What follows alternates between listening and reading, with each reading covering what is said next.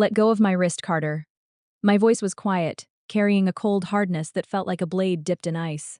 But underneath that steel was something Carter would never hear, the sound of my heart shattering into 1,000 pieces. The charity gala's grand ballroom glittered with the kind of opulence that made ordinary people feel small.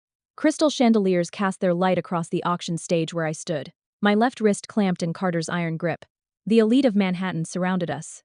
Doctors, philanthropists, politicians, all pretending not to notice the way his fingers dug into my skin like a man drowning. But Carter wasn't looking at me. He was looking past me, to the woman in the wheelchair just outside the VIP section. She wore a thin white dress that seemed designed to emphasize her fragility. Her face was porcelain pale, a paleness that was entirely performed, though I had only recently begun to understand that. She held a lace handkerchief to her throat, her eyes glistening with what could be tears or could be calculation. Stella. Khloe's voice came like a breeze that could scatter at any moment. I'm so sorry. It's just, that ring on your hand. It looks exactly like the one my grandmother left me. The one I lost before she passed away. I only wanted to see it up close, to feel close to her memory again. I looked at my ring, the cushion-cut antique diamond that had belonged to my grandmother, the woman who raised me after my mother died, the woman who taught me that love was supposed to feel safe. No, I said simply. The pressure on my wrist increased. Do you have any sympathy at all?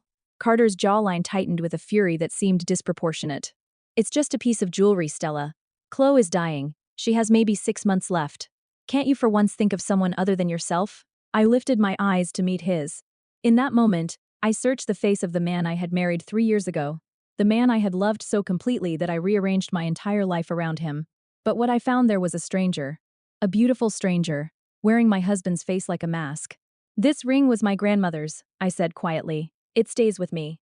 Carter's right hand shot out, his fingers wrapped around my ring finger with brutal force. I was early in my pregnancy, only 2 weeks, something I hadn't told him yet, and my fingers were swollen from the hormonal changes. The ring wouldn't come off easily. He didn't care about that.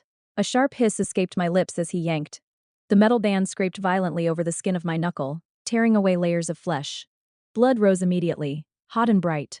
The pain was sharp and immediate, shooting up my arm like lightning. And then the ring was gone. Carter didn't even look at it. He simply tossed it onto the silver auction tray as if it were garbage. It bounced once, twice, then rolled across the red carpet and disappeared out the heavy double doors of the ballroom. The entire room went silent. That terrible, suffocating silence that comes right after violence. I looked down at my hand. Blood was dripping onto the hem of my couture gown. Are you crazy? I asked softly. Carter's eyes flashed with something dark and ruthless. His hand came up. I had perhaps 1 second to prepare for what was coming, and even knowing it was coming didn't make it any less devastating. The slap was crisp and loud and merciless. It landed on the right side of my face with a sound that echoed across the ballroom like a gunshot. My head snapped to the side. A sharp ringing exploded in my ears. I tasted blood. My own blood, metallic and warm. But worse than the physical pain was the realization that landed like a second blow. This is my life now. Not the ring. Not even the humiliation in front of 1,000 eyes. But the fact that I had chosen this man. That I had given him the power to break me. If you cannot learn basic decency, Carter said, adjusting his cuffs with the precision of someone who had just done something entirely reasonable, you do not deserve to stand by my side. Go home. Reflect. Do not call me until you are ready to beg for Khloe's forgiveness. I turned and walked out. Step by step, my high heels clicked against the marble floor. Step by step, I left behind the woman I had been. Outside the gala, the rain was pouring. I found my ring lying on the sidewalk near the storm drain, still wet with rain and blood. I picked it up, gripping it so tightly my palm ached. Then I looked at it. This beautiful, precious thing that connected me to my grandmother, to my mother, to a lineage of women who deserved better than this. I let it drop into the sewer. Plop. If it had been touched by him, it was no longer mine. A violent cramp seized my lower abdomen. I collapsed against a street lamp, clutching my stomach. Something inside me felt like it was tearing. I looked down and saw it. Blood trickling down my calf. A blinding red being washed away by the rain. No, I whispered. Not like this. At 2 a.m., the emergency room was a study in fluorescent cruelty. The doctor walked out holding a sonogram, his brow furrowed with pity. Mrs. Sterling, there is massive hemorrhaging. The fetal heartbeat is failing. If we admit you immediately and you remain on bed rest, there might be a 20% chance we can save it. But I need your husband, too. I closed my eyes. In the darkness behind my eyelids, I could see 2 futures. Do not save it, I said. My voice was a block of ice. Schedule the procedure. Now. The doctor froze. Excuse me, this is a life. I said, do not save it. The tears came then. Not the silent, graceful kind that women are supposed to cry. They came hot and angry and desperate. I cried for the baby I would never hold. I cried for the woman I used to be. I cried because love is the cruelest trick we play on ourselves. Schedule the procedure, I repeated, my voice hollow. An hour from now, I want my body to be empty. When the procedure was over, I lay on the cold table and felt nothing. Not pain, not grief, not even relief. Just ice. 3 weeks later, I was sitting in a private room at Mount Sinai, recovering. The nurses thought I was depressed. They brought me flowers and talked softly and checked on me constantly. They didn't understand that I wasn't depressed. I was planning. My father had called on the second day. Monroe Manufacturing was one of the oldest industrial companies in America, and my father, though retired, still had contacts everywhere. He listened to what happened at the gala without interruption. Your mother's inheritance, he finally said. The trust we set up, it's been growing for years. There's almost 200 million in liquid assets, and another $500 million in holdings. It's all yours, whenever you want it. A week later, a man named David Chen came to see me. He was a private investigator and an old family friend. He sat across from my hospital bed with the kind of grim expression that told me he'd already begun his work. I know the code to Carter's safe, I told him. 1188, our wedding date. He was always sentimental about that. What I need, I said, is everything. Every offshore account, every shell company, every piece of leverage he's ever hidden. That's going to take time, David warned. I have nothing but time now, I replied. The next 6 months were a masterclass in precision. On the surface, Stella Sterling had disappeared. The society pages reported that I was still recovering. Carter made public appearances with Khloe on his arm, his devoted friend, who had moved into our penthouse to help me heal. What I noticed during that time was how quickly Khloe had moved into my closets, how she'd redecorated the master bedroom, how Carter had started signing documents for medical expenses that somehow benefited her foundation. She wasn't sick. She had never been sick. I had David run the tests. Her medical records showed perfect health going back 7 years. The wheelchair was a prop. The pale makeup was a performance. Khloe is a parasite, and Carter, dear, vain Carter, was her perfect host. David had found the factory ledger, a meticulous record of Carter's illegal operations spanning 13 years.